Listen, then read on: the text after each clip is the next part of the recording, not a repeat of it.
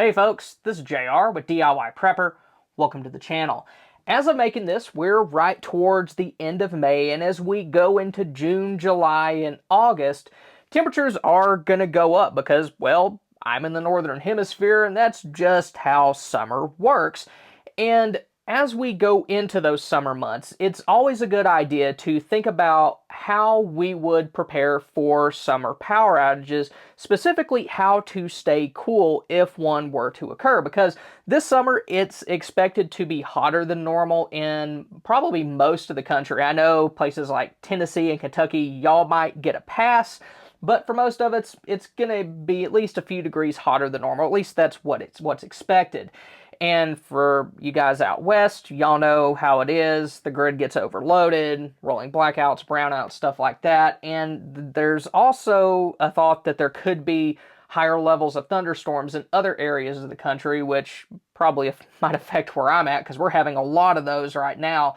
And those storms, they have their own impact on the power grid through, busted power lines, stuff like that. So today we're going to talk about ways that you can stay cool during a summer power outage. And the first thing that you can do is block the sun and reduce the amount of heat that enters into your home.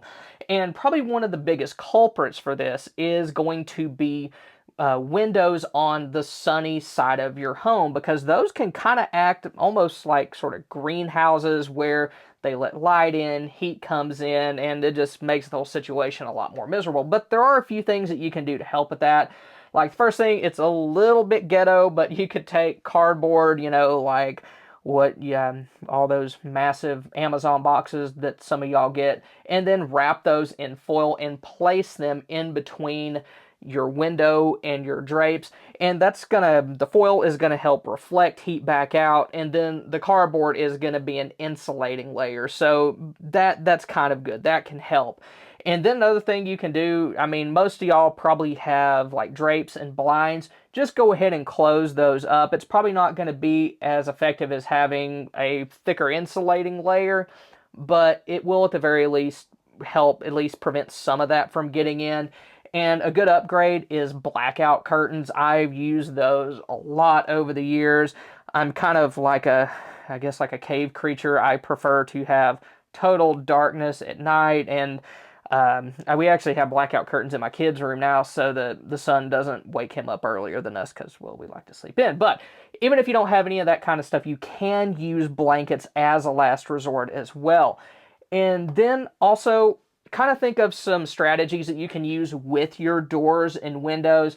Like, you want to keep those closed during the day and then open them up at night. What that's going to do is your windows. I wouldn't leave your door open in the middle of the night. And even with windows, it can be a security concern. So be sure to think about that. But if you keep those windows closed during the day, that's going to prevent hot air from getting in. And when you open at night, it will let cool air in. So open them up at night, close them during the day, so hopefully that cool air will stay inside for a little bit longer. Then also open windows on opposite sides of the home in the evening so that you get nice cross ventilation. That's always a good thing.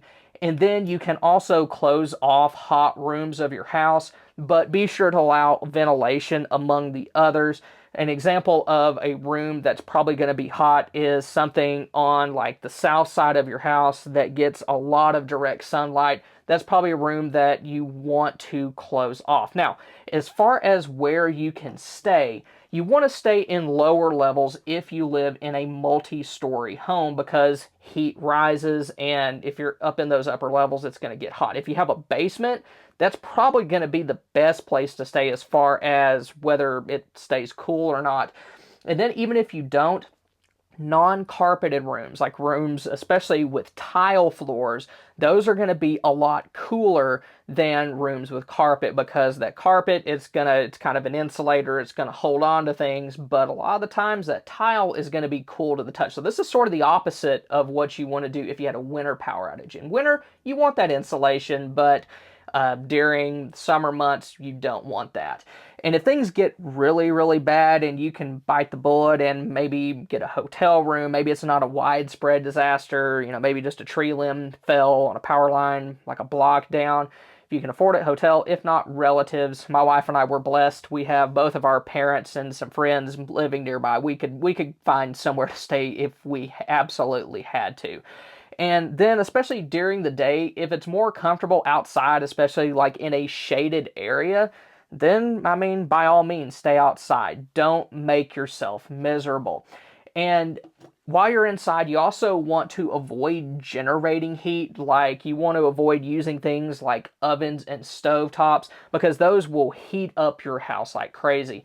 Me and my best friend in college, we used to live in this terrible little rent house. It was basically a dilapidated crack house, is what it was. And the air conditioner really wasn't that great. We just relied on window units, and it was a really bad idea to use our oven or stovetop during the summer just because it got totally miserable.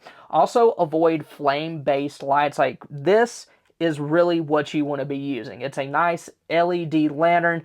Even if this thing has been running for hours, it does not get hot, and that's exactly what you want. Candles, oil lamps, stuff like that, they're just going to heat up your home more than what you want them to.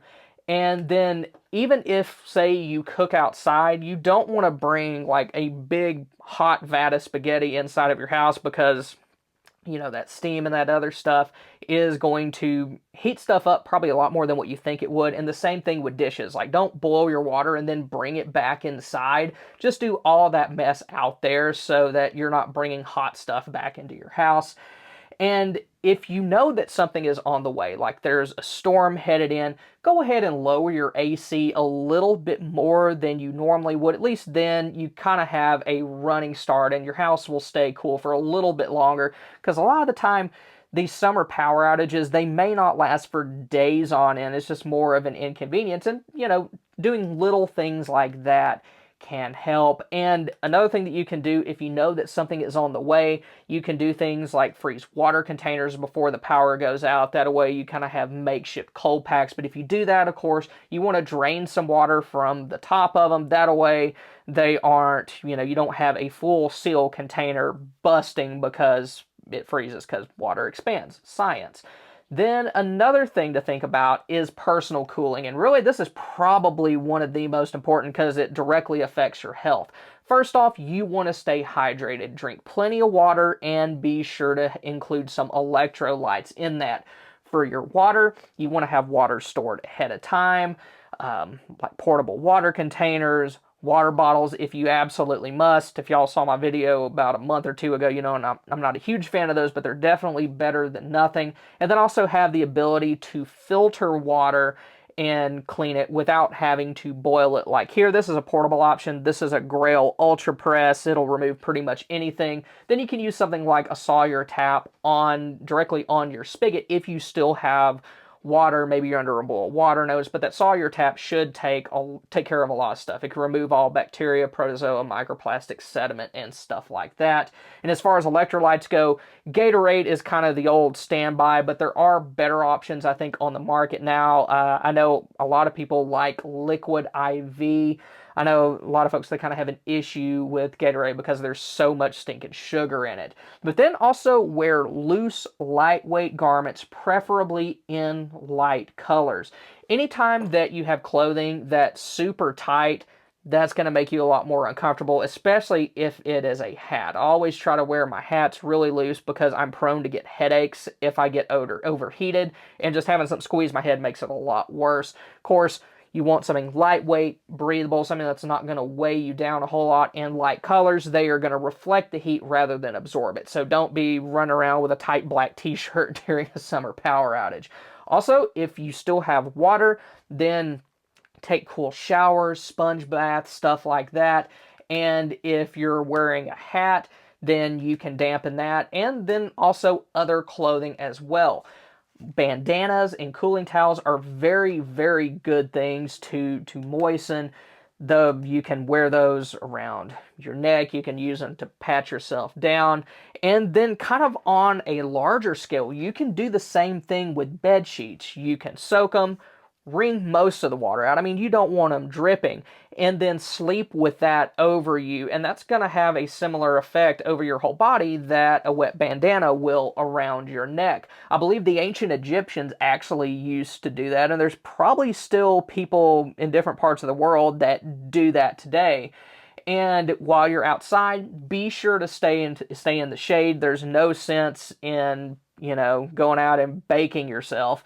And also avoid physical labor during the day if at all possible. If something has to be done, then, of course, do it.